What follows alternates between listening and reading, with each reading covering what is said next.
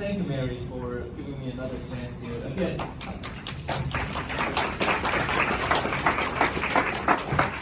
thank you for inviting me back again to share some of my stories here. And again, my name is Alan Shen. I'm running for State House 40B, so that's Roseville, Shoreview area. So if you are from that area or know people from that area, I really appreciate if you can spread the word. I got some flyers down there. I'd like to answer questions later on, but for today, I just want to touch base after the speech about election integrity and how Marxism is coming to this country. And I did not even know that was like started from the 40s. So, because I thought 80s and 90s were pretty good. So it's just, you kind of gradually grow in the influences, just like that KGB deflector from Russia, right? He told us about it. So again, we're talking about election integrity. Is that, again, very important that we need to have election judges, that we have to be there. Just have your eyes on how the election process goes. Again, if you see someone who doesn't look alive, look like zombies, call them out, because I know that dead people's been voting. And yeah, they seem to be like zombies. We have to question them. So again, like Mary said, I'm going to talk about how Marxism is really similar to what I've observed with like my stories I got told by my grandparents, my parents, how they lived under Mao in Mao's China, how he used basically the same playbook, and they're really being played out right here today in the U.S. Because one of the things that Mary mentioned, I'll just talk about it first, is the word wokeism. Because right now, we say if you're woke, you know who's the oppressor, who's the oppressed. If you're woke, you have, have purple hair and identify as a dog. So, or any species, cats, dragons, right? There's a woke, white, fat dude who identifies as a Filipino woman who's like 5'2", but he's like 6'1", right? So like that, you can identify as anything.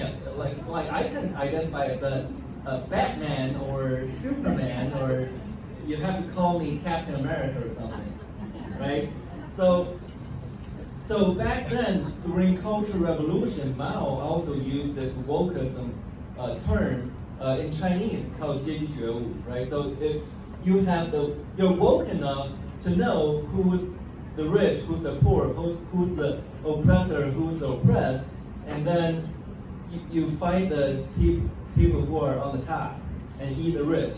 So again, my point is that in Mao's China, he got influence in the 40s by promising this utopia, this pie in the sky, everything's free, we eat the rich, and we kill all the rich, we drive off the landowners, and we take their land, and take off their properties, and he really got a lot of poor people's support. And also, the people who he targeted were the young, the teens, early 20s, 30s people, which is the same group that the Democrats are targeting today. So it's the same message, same tactics. Remember how, was it the co-founder of BLM, right?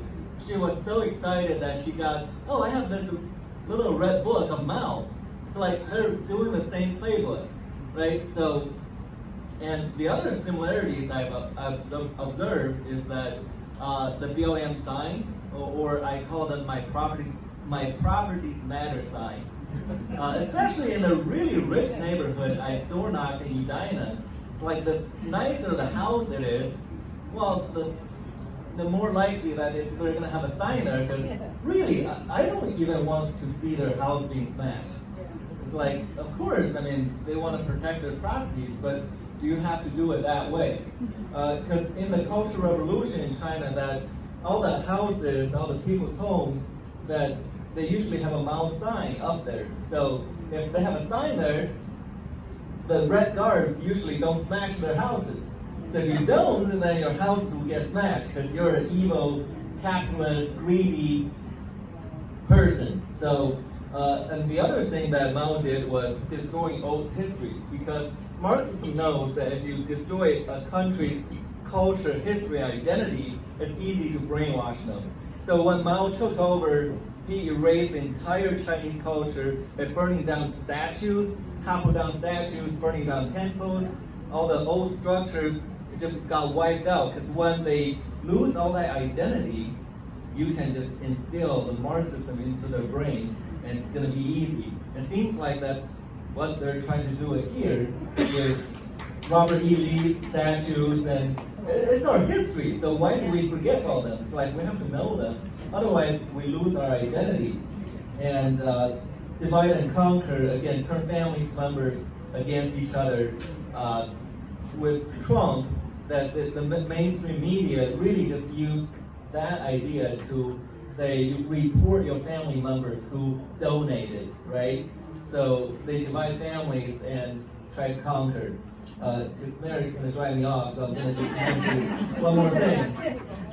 So again, every dictator that ever lived in history all promised to take your rights away and get more rights in the name of public good. Mao did it, Joseph Stalin did it, Hitler did it. So again, so we have to wake up knowing every time when they infringe on your liberty and freedom, you know what's coming, because behind it is a Marxist dictator.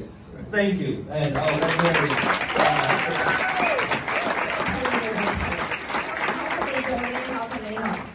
My website is allenshen4mn.com, so ALLENSHEN4mn.com. My flyers are on that table sharing with Kim Crockett.